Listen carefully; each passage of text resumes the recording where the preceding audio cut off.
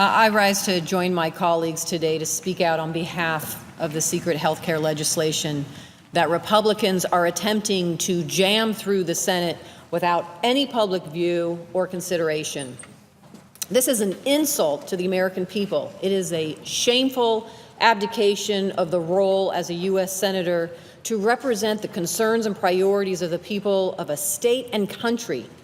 We were elected to be a voice for the people of our individual states, and what I'm hearing is loud and clear from my state. Keep the Affordable Care Act. Do not repeal it. Keep it and work together to improve it. Like my colleagues, Mr. President, I would like to share the story of one of the many Nevadans who have contacted me to share their story about the ACA and why they so desperately want to avoid its repeal. Jessica and her husband own a brewery in Reno, Nevada, and I was lucky enough to get to meet and speak with her in person when I was home last month touring the Community Health Alliance Center. After meeting with her, I had the opportunity to sit and talk with so many incredible people, doctors, nurses, people who care about the very faces of women, men, and children we are talking about tonight. But this is Jessica's letter to me, and this is what I'd like to share with you, what she wrote to me. Dear Senator Cortez Masto, I am a resident of Nevada, a small business owner, and a mother. I am writing to express my views about the Affordable Care Act. The Affordable Care Act has had a tremendously positive effect on my life, and I would like to share my story with you. The Affordable Care Act saved my small business. When the Patient Protection and Affordable Care Act was signed into law in 2010, and when it was upheld by the Supreme Court in 2012, my husband and I were in the planning stages of our small business. At the time, my family was provided health insurance through my corporate job. Knowing the ACA would take effect gave me the peace of mind to leave my job and become a full-time small business owner.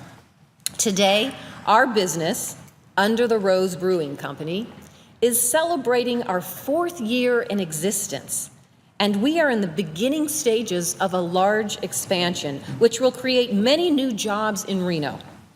This business would not have survived without my full-time dedication, and I would not have been able to leave my corporate job without the ability to procure affordable health care for my family. The Affordable Care Act allowed me to start my family in a healthy way.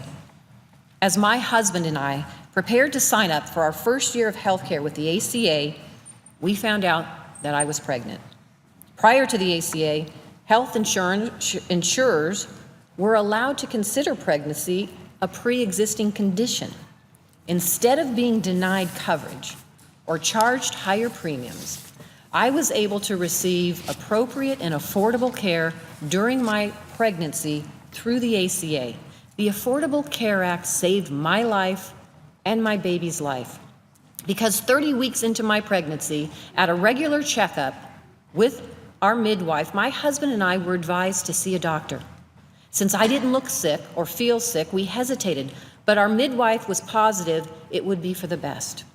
Our insurance through the ACA allowed us to see the recommended OBGYN. Halfway through our appointment, my doctor became very concerned and rushed me into the hospital. My son was born by emergency C-section a few hours later. Several doctors agreed that neither the baby nor myself would have survived a further 24 hours of pregnancy.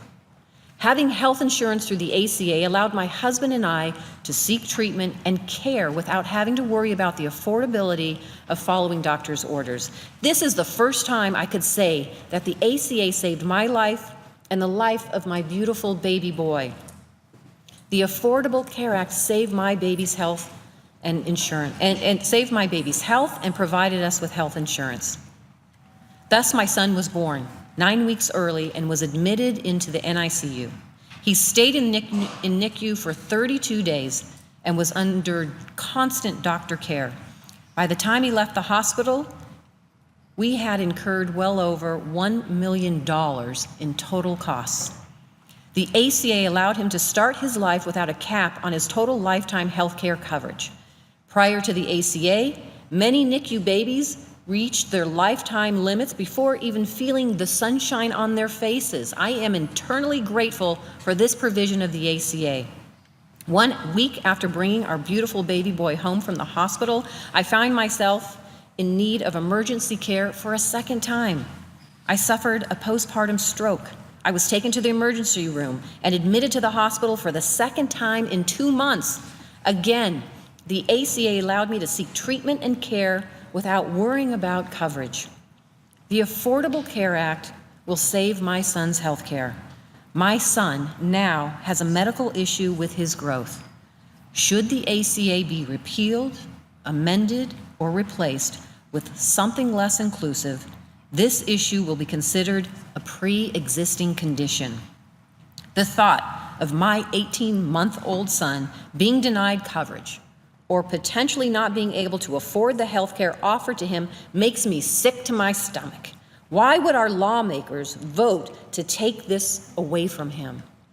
I implore you to consider the great lengths the Affordable Care Act has gone to not only improve and save lives in my family, but families across the great state of Nevada.